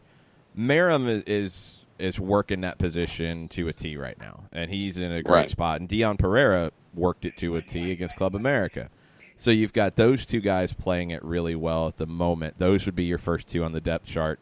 If you have Bello available, it's a bonus, but you don't have to turn to him straight away to force him in. I do think the USL side of it, though, I think he's gotten enough there. I don't know, outside of just building fitness, and he played 90 in the last one. I don't know if maybe you just want to keep him sharp. I think he'll be in contention for the 18 as soon as Friday. But the 11, no, you don't have to rush it. Yeah. And by the way, you're not dropping Justin Merrim on Friday. No shot. Only thing would be if you start thinking, well, no, I'll argue with both of you guys on this one. If he needs a little bit of a break, if you're looking at it as, well, we go from Friday to Tuesday, we have an Open Cup final, Merrim's not quite 100%, you could turn to Dion Pereira, and you get a lot of the same thing, especially after his performance in Campiones Cup. So that would be the only thing that would play into it. It's just if he's tired. You're not dropping him for form at all. Yeah. Do you think he's going to tell Frank in any way that he is less than 100% for Friday? I don't know if he's going to tell him, but that's where sports science is coming in. Yeah, but you got the monitors and all the fancy equipment that can tell otherwise. Yeah, you're going to think about just it. Put some duct tape over the biomed sensors then, or do something to get a false reading. I know, Justin. Yeah, put a tack in your shoe, kind of like they do with lie detectors. Or you could do that too. I know Justin really wants to play on Friday. I know what he's got in store. If he is to score down there, and he obviously wants that opportunity. I hope he gets it. But you're right, Jason. I mean, obviously, if he doesn't have it, I'm honestly more concerned with the fatigue standpoint about Gressel than Merrim, to be totally honest with you. But if they do go Pereira for Merrim, I'd feel just fine with that too. Yeah, you've got options. You've got lots of options. And if Bello's available, that's just, hey, it's another option. Yeah. Before we I just wanted to, one more thing before we get out of here that is neither Atlanta United nor Orlando City related. We had the semifinals in Leagues Cup last night, and the one MLS side that was involved, Jason and I pretty much are of the same hive mind, thinking that it was a bait and switch where the Galaxy say, yeah, we're going to have Zlatan and Pavone as a part of the roster, and then they're not a part of the 18, then they lose 2-1. Yeah, but it was a good game. Both games were actually really good last night. Mm-hmm. Yeah, look, I get it. Galaxy, the West is interesting right now. They've got to be mindful of where they are on that table and what they need to do to maybe play at home in the first round. And I get it. I don't have any objection to what Schelotto did last night. It is what it is. Leagues Cup will be a lot different next year when you have a field of 12 as opposed to a field of 8 and automatic bids. And there is a chance that Atlanta United, if they don't qualify for CONCACAF Champions League, would play in Leagues Cup. It's looking pretty good for Atlanta United to get the CONCACAF berth right now. They could lock that down as soon as Tuesday, obviously. But I think it'll be different next year. I have no objection to what Schelotto did last night. None at all. I wonder if Don Garber does. Well, but again, this goes back to the whole discussion that we've been having about you've got to evaluate where you're doing this in the calendar. It is so late in the season in MLS that this is going to be a factor. This is going to come up. Managers are going to have to think about where they are in the playoff race as you get down to the last 8 weeks of the season. I know it's tough to get this in sync with the Liga MX's calendar, but you've got to find a better spot for this tournament than where it is right now. Same with the Campiones Cup, too, for that matter. Yeah, Campiones Cup for me has to be early. This one, it's tough to find a better spot. Maybe you move it up a little bit, but honestly, Jason, you know what I would like to see? And I know Liga MX is going to allow teams in CONCACAF Champions League to also play Leagues Cup. What I would rather see is play Leagues Cup with non-CONCACAF teams concurrently with CONCACAF Champions League. I'd be fine with that. And then that way you don't have as much of a challenge from a scheduling standpoint. It's still aligning with all the open windows. It is a little bit tougher still for MLS compared to Liga MX because Liga MX is a couple weeks into their season, but for Liga MX, they're a couple weeks into their season. So it's not like you're putting their teams in any kind of weirdness with trying to make selections for late season matches looking ahead to the playoffs. That's what I would do. But it's impossible because Liga MX is going to send CONCACAF Champions League qualifiers into the Leagues Cup as well. Yeah, they got to figure this out. Otherwise, don't do the tournament because not do it. The pump fake on Zlatan and Pavone is what frustrated me. Because it looked like they were going to play, then they're not even in the 18. It's like, why even do that? Well, my other question would be, was that Schelotto's decision or was that the player's decision? I wouldn't put it past Zlatan to show up at the ballpark and say, hey, you know what? I'm not feeling it. Yeah, if that's the case, it's a little different. But it just leaves a bad taste for the whole event, and it's something I gotcha. Can be a good one. It's a tournament that can be something. I think the Mexican teams have embraced it straight away. Well, and look at the atmosphere they had in Houston last night. I think they'll have a good atmosphere in Las Vegas. There is something here. It's a good idea. There is something here. You've just got to make it better. You got to make it a little more sensible. Yeah, I'm with you on that. St. Louis, yay, nay, you happy? Love it. Yeah, historical market. I think about all the people on the Hill. Honestly, when they created MLS, I just assumed that St. Louis would be a charter franchise, and it's a great market for the league. It's not a surprise, obviously. Now I think you have a little more pressure. St. Louis was kind of the obvious expansion candidate. Now I think you have a little more pressure on getting these next two absolutely correct, and that's where Charlotte has a very aggressive, compelling bid right now. You haven't heard much about Sacramento lately. And the more and more I think about Las Vegas and Phoenix, the more and more I think you've got a geographical hole there that needs to be addressed. But there are obviously many other factors in play, and I'm sure the league will be doing as much homework as possible to get this right. Can't wait to see where it goes. Mike will be talking to you on stoppage time at 2 o'clock, facebook.com/929thegame. We'll see you then. Okie doke. See you guys.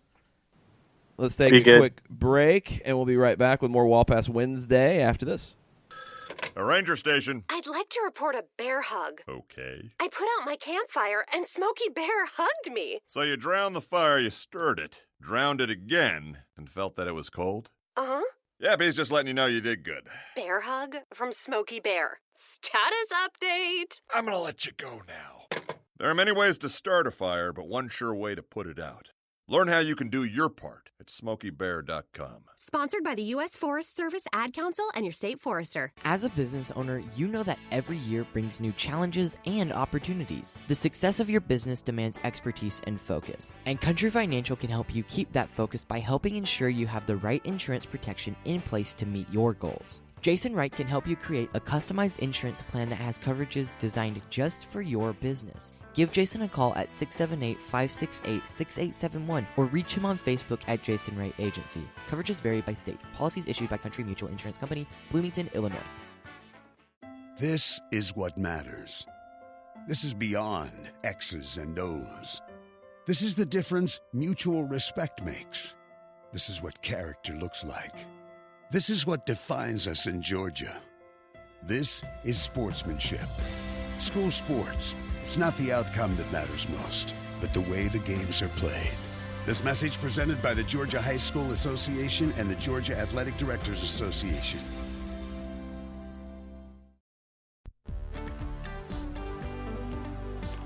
If you've been hurt in a car wreck, contact my friend Steve Apolinsky of Apolinsky & Associates. He's been representing individuals for over 30 years throughout Georgia and Alabama. Email him at steve@aa-legal.com or call him 24/7 at 404-377-9191. The initial consultation is free.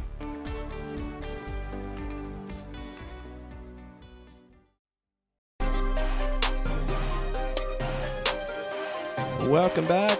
Wall Pass Wednesday. We're going to finish up with your questions on the Twitter timeline at Soccer Down Here. Kind of take it wherever you want. Soccer related mostly, but if you throw something else in, we might answer it. You never know. What do we have, John? Sean Vergara, when he sent us the 4 questions and we got to address Bella with Mike and before Mike, who is a current player on our roster who may not be in a Five Stripes kit next season?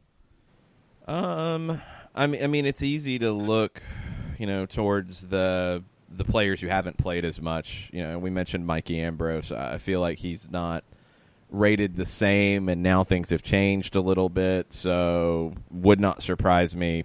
You've got an expansion draft coming up. It wouldn't surprise me if an Atlanta United player gets picked there, and Ambrose would be a guy that I could see picked in an expansion draft. The hard part that we don't really know is the contract situations. Early in the season, there was talk about Leandro Gonzalez-Perez, his contract coming up, Julian Gressel's contract coming up, what those look like. It's going to be hard if you have LGP, Gressel, Nagbe all at the end of deals and looking for raises. I mean, there are limits in how much money goes around. So there's going to be some hard decisions. I think there will be more turnover this year than last year. And probably and more than 2017 as well. I think this will be the year with the most turnover at the end, mainly just because it's year 3. And you've got more contracts coming up. And also you have the situations with veterans like Michael Parkhurst and Jeff Lorenowitz, and how many more years they think they have in their legs and how long they want to keep playing and that kind of thing too. Absolutely. Yeah. There's going to be some familiar faces that will not be back just because it's that time.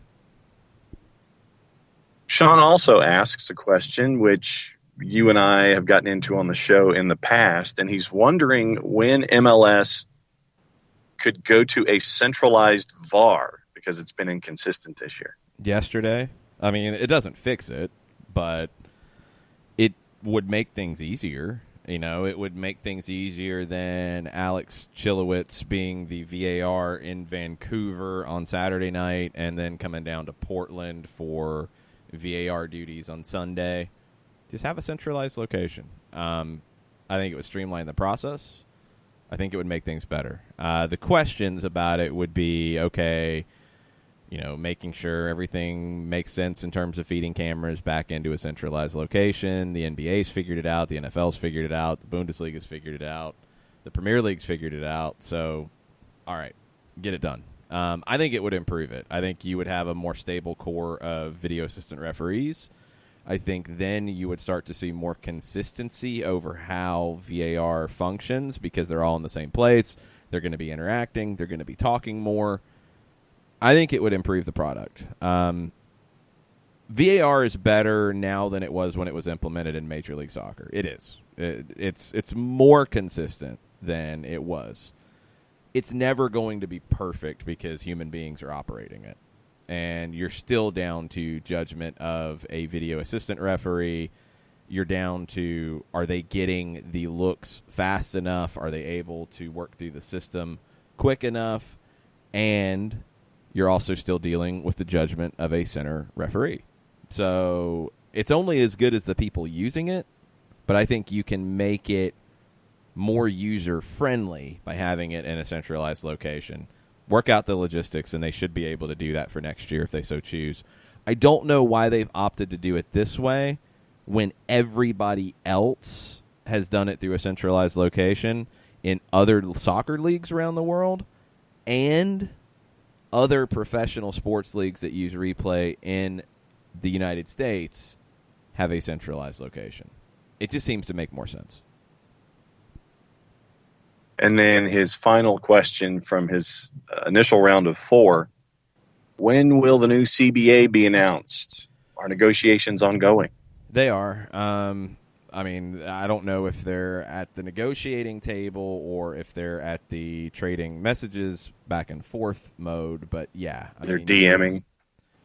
Whatever. They're talking because they have to be. The sooner the better. If it drags on and affects the start of training camp, that's going to be a huge issue. If it affects teams that are playing in CONCACAF Champions League, that's an even bigger issue. If it affects the transfer window in January, which if it drags into January, it's going to because teams aren't going to know what they can do, and other windows will close, and that will limit the possibilities for MLS teams. That's a huge impact on the 2020 season. So the saving grace of MLS's season ending earlier this time around is that they should be able to get this done between MLS Cup and January 1. And that should be your deadline. That should be your plan, is to get it done. Window opens. Teams know exactly what they can do. Otherwise, it's going to affect the 2020 season in some form or fashion. And getting into our restaurant discussion, Chris Hutchison is saying that Orlando City is Taco Bell. There are people who really enjoy Taco Bell. So I have to be in the mood for it, but, you know, they're soft tacos. I can dig them when I need them. I have not eaten Taco Bell in at least 10 years. It's got to be about 10 years, yeah. The cinnamon twists are something I miss, though. And then Daniel Price actually knows about Wawa and says that they have tons of locations in Orlando, and it's the best gas station food this side of the Mississippi. They have great coffee and sandwiches. Racetrack and Quick Trip would fight you on that. I've been impressed with the upgrades that we have seen from both Racetrack and Quick Trip in terms of their food. Solid. Both are good. I mean, Racetrack has empanadas. That's bonus points. That's absolute bonus points. They're pretty good empanadas, too. I mean, they're not the best I've had, but they're pretty solid. And Quick Trip, it's taquitos. The taquitos are okay. They're okay. The egg rolls are underrated. Pretty good. I like the rotating additional sausage because sometimes it'll be like a 4-cheese sausage. Sometimes it'll be like a breakfast sausage. Sometimes it'll be the jalapeno cheese one, and that's usually where I turn to. I mean, the hot dogs are pretty good at Racetrack or at Quick Trip. I don't think I've had Racetrack hot dogs now that I think about it. It's been a while for me. We got into the discussion about St. Louis, and Jorge B. is asking if we can consider Atlanta United the blueprint for these new expansion teams.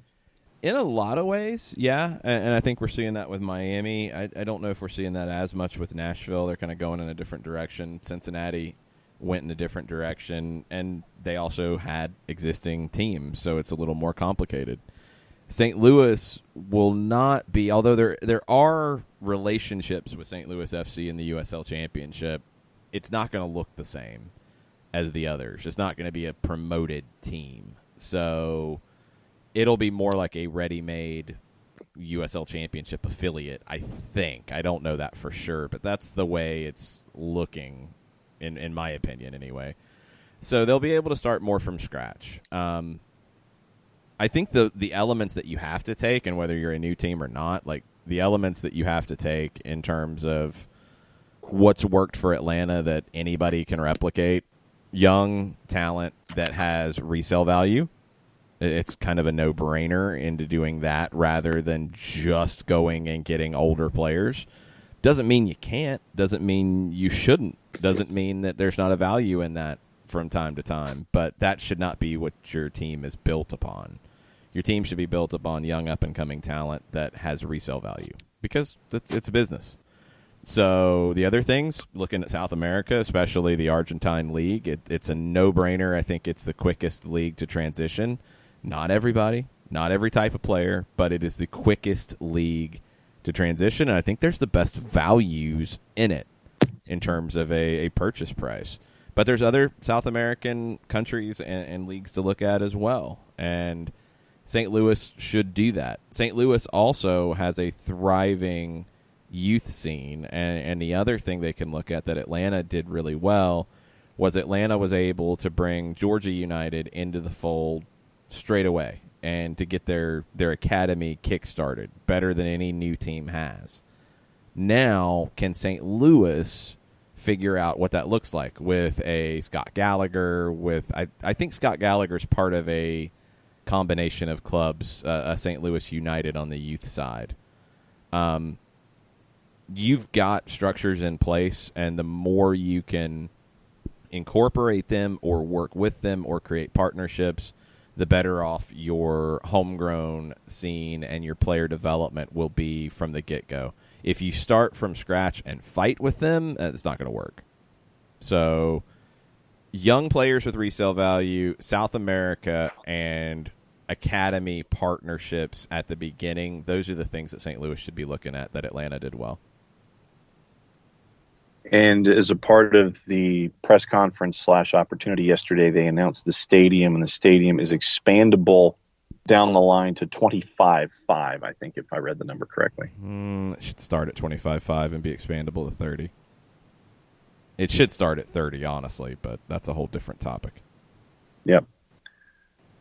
Swixter chimes in this morning, and he says he agrees with @MikeConti929 that the Purple Fuzzballs might, in asterisks, limp into the playoffs, but their final schedule is Atlanta at home, at San Jose, home to LAFC, home to the Revs, at Houston, at Cincinnati, and at home to Chicago for the last 7 against top or playoff-hungry teams. Is 42 points going to be enough to get in? Swickster doesn't think so. Those final 4, that could put them over the top. Those final 4, they can pick up points and have to compare to the rest of the teams in the East. I'll take a look at what it compares to and how I think it'll come out. I think they can. I think they absolutely can get into the playoffs. The wild card is Pereira and how fast he gets into the mix, how fast he is an impact for them. Because it's a good signing. I mean, you got him on a free, but he hasn't played since May. So you're trying to get him acclimated to Orlando and the weather. You know, last time I checked, the weather in Russia little different than the weather in Central Florida. So that's one part of it. You got to get him fit. You got to get him used to the teammates. You got to get him used to the tactics. And you need to do it as fast as possible. Because if he is playing well, they will have a better chance of making the playoffs because they'll be a different team.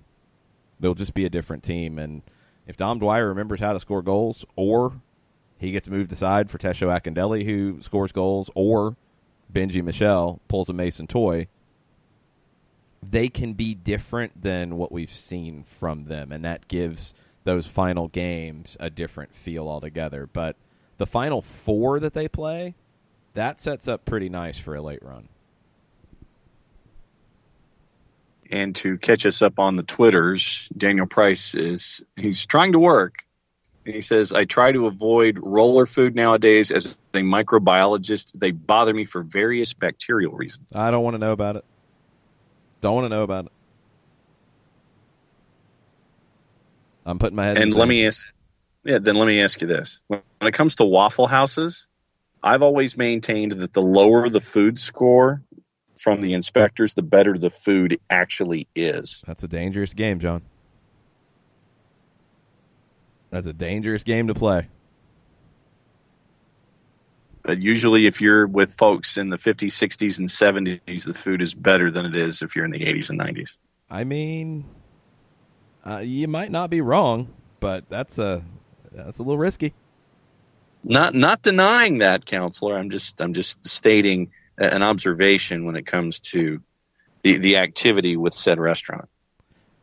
I'm just not going to look. I'll stick my head in the sand on that one, too. I will trust the waffle. We're going to take a break. You have last call on getting questions in Walpass Wednesday at Soccer Down Here. And if you missed the show yesterday, there is a viewing party on Friday night that is a fundraiser for Soccer in the Streets. It is an invitation-only event. It's being put on by our friends at Valverde & Company. You can get on the list if you DM Michael Valverde at Content Mind. That'll get you on the guest list. There is a recommended donation to Soccer in the Streets. That is part of it. You'll get beer from Eventide. You'll get gourmet pizza from Baker Dude. The Atlanta-Orlando game will be on the big screen at Eventide and Grant Park. It's from 7 to 10 on Friday. Jessica Sharman will be there as well. It's a fundraiser for the upcoming Black Tie soccer game. The proceeds will benefit local Metro Atlanta youth development soccer programs put on by Soccer in the Streets. DM Content Mind if you want to go and you want to support the kids at Soccer in the Streets. We're going to take our final break. We'll be back with more on the Twitters right after this. Looking for future leaders we can trust and believe in? Look no further than the high school student athletes right here in Georgia. High school sports teach young people how to be effective leaders. It begins by making their grades and being on time for practice.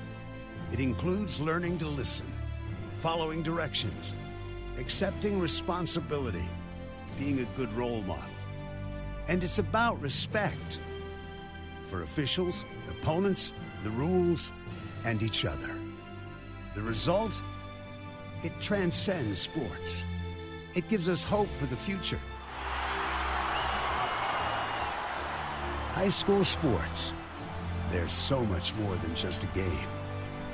This message presented by the Georgia High School Association and the Georgia Athletic Directors Association.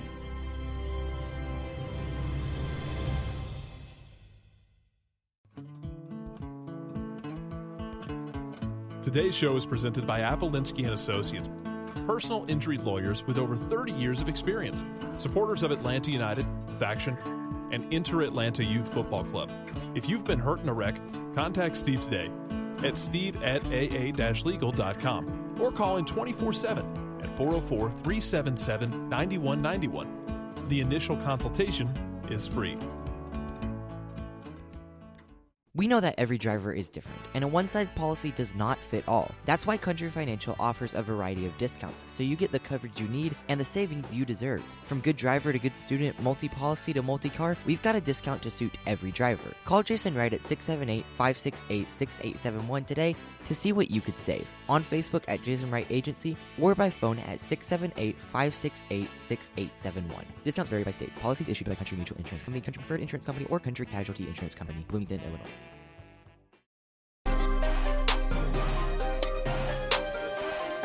Welcome back. Final segment. Soccer Down here, August 21st. It's a Wednesday. It's a Wall Pass Wednesday. Got a couple more from you guys. It's last call on Twitter at Soccer Down here. What do we have? From Matt Wagner, bright and early this morning. Great points yesterday on a strengthening Orlando team. Do you see the Atlanta players, not fans, becoming overly confident with Orlando to the point they could overlook them? Can Frank DeBoer keep the team in check as to not allow a slip-up? No, I don't think the players will be that way at all. Fans maybe, but players, no, I don't think so. I think this team is pretty locked in right now, honestly, and the last week showed it. If you were going to see a slip-up, I think it would have been Portland, because you're coming off of the emotional high of winning Campeones Cup. You're flying across the country. It's very easy to go into that and be like, okay, we'll dial it back up next week. And they delivered one of their best performances. So I think now you're in another kind of locked-in mode where it's Orlando, team that you do not like at all, and it is an Open Cup final. That's another trophy for the case.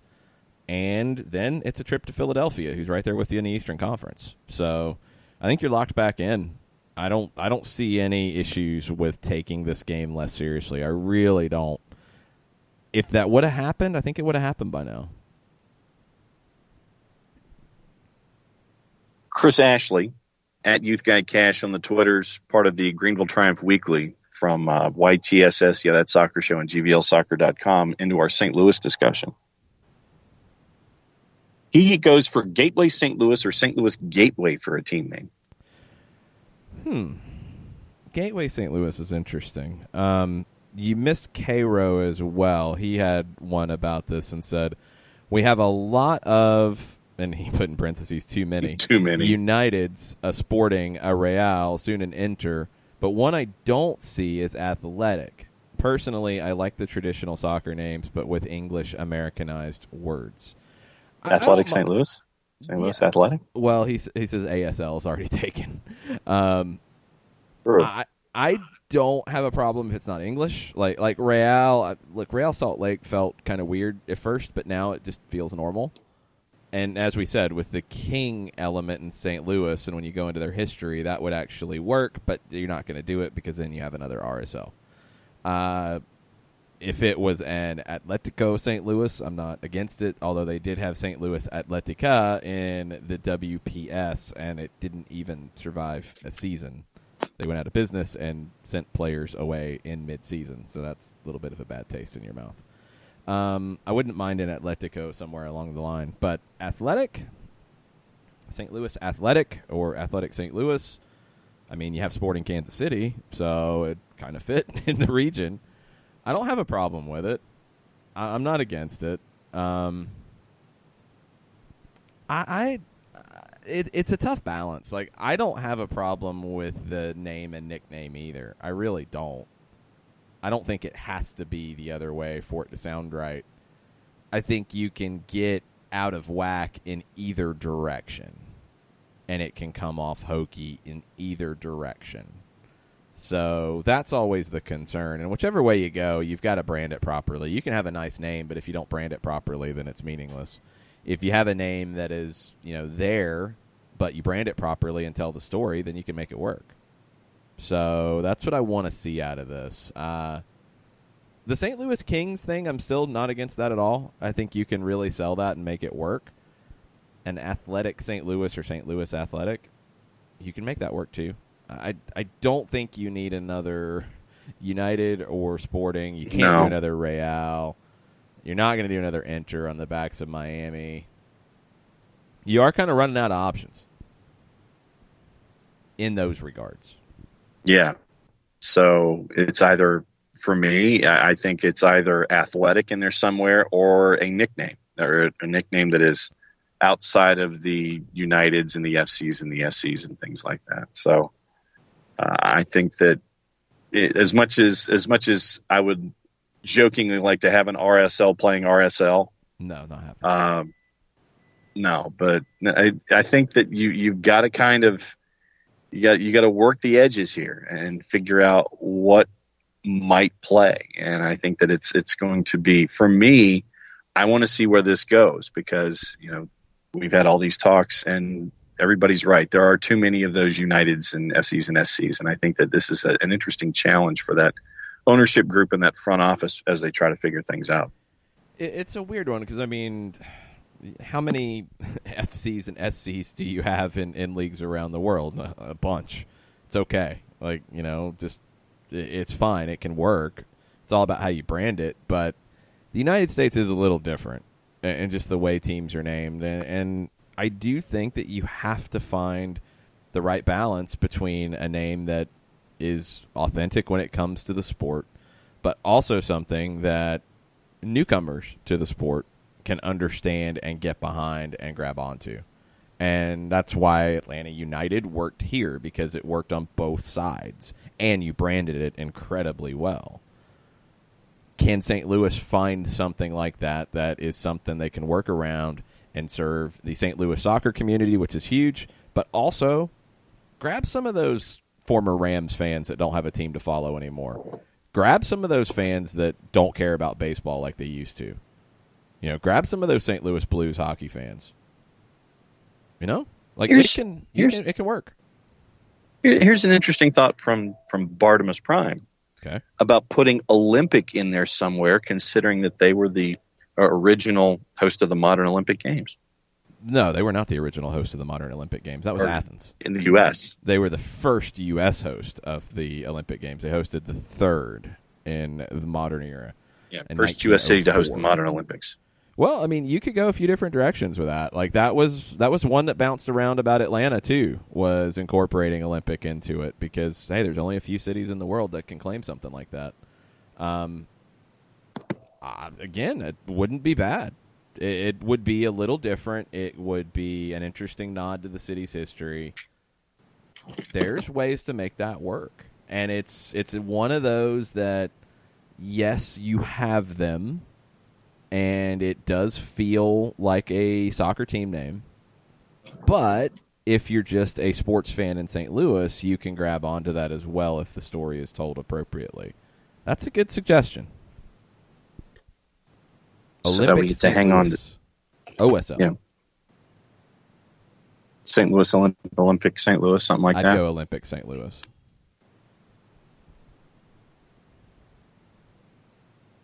And yeah, John Nason is signing on with the Chris Ashley Gateway and having Gateway as a part of it. See, that's one that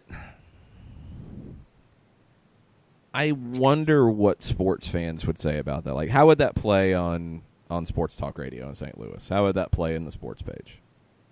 Would they get that? Would they want to get that? Would they say it sounds stupid? And you don't base everything on that, but you do want something that's going to appeal to as broad of a fan base as possible. That one doesn't. It sounds less like a team name to me. Olympic sounds Gateway more like SC a team name. I see. I'm not. I think the city name has to be in there, or the region name. I don't. Gateway SC would feel like you're really trying hard. And that's why I push back on lower division teams that go down that road, because I think the ones that do it are the ones that are in, very low leagues, and they're appealing to a very niche market. Very small. It's not going to work. like Stumptown Athletic for a team name in Charlotte. You're not going to appeal to the broad base in Charlotte of potential soccer fans in the NISA. You're not. It feels too insider. It feels like you got to be part of a special club to get what that is. Gateway's a little bit better, but yeah, it feels a little, maybe a little trying too hard. And Olympic would be one that might bridge the gap. It might, and it's unique in MLS. You don't have one of those yet, so yeah, maybe that's the way to hit a little bit of both. Will Dickerson digs the St. Louis Olympic, and host of soccer over there, the garlic bread warlord Nick Alifi, is saying make their logo a ram like Derby County. That would be intriguing. I wonder if that would fly. So your St. Louis Olympic and your mascot is a ram? Yeah. Maybe.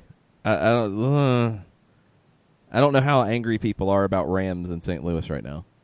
I think they're angry at Stan Kroenke. I don't know if they're necessarily angry at the Rams. But then I wonder if the Rams would fight a ram. I mean, you'd have to make it look very completely, utterly different. But I wonder. Yeah, like the Derby County Ram as opposed to the blue and gold.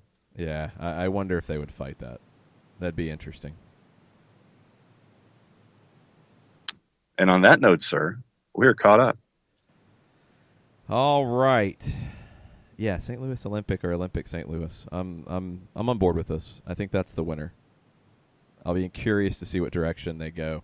News around MLS this morning: the New England Revolution have re-signed goalkeeper Matt Turner to a multi-year contract, and there are reports that his former manager Brad Friedel is interested in the South Africa national team job. Interesting.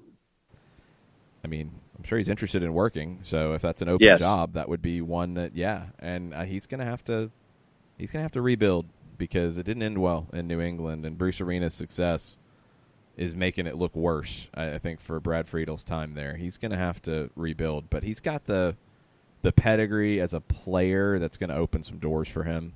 His time in Europe, that's gonna open some doors for him in a big way. So he'll find something. He definitely will, and hopefully he's learned from the mistakes. I mean, you have to call them that happened in New England, because Bruce Arena's taken that same roster with the addition of Gustavo Bo, and they look like a completely and utterly different team. So you have to wonder why it wasn't like that before. It's not just Gustavo Bo that's caused it. We'll see what happens with Brad Friedel. We'll see what happens around the rest of the league today. Any other news that comes out. Frank DeBoer will be speaking to the local media shortly. There are some reports out of training so far from all of our friends on Twitter. Franco Escobar was not seen training, but Eric Remedi was. So keep that in mind. And we'll see what Frank says to Doug Robertson and Chris Furmeister and Felipe Cardenas. Joe Patrick, I believe, is there as well. Be on the lookout for quotes coming out of training in Marietta in just a bit. And we'll be back tomorrow morning, 9 o'clock, to go through those and everything else as we get ready for Orlando on Friday. Orlando. Yeah, that's true. Or you can just be like Joseph and be like, Orlando. Stoppage time today, 2 o'clock, facebook.com/929 The Game. Myself, Mike, and Jimmy will be talking soccer with you there. If you got any questions that you thought of during our show, throw them into the mix for stoppage time. We'll talk about them over there. And we'll be back tomorrow morning. Thanks, y'all. Mucho plati, y'all. Mucho plati.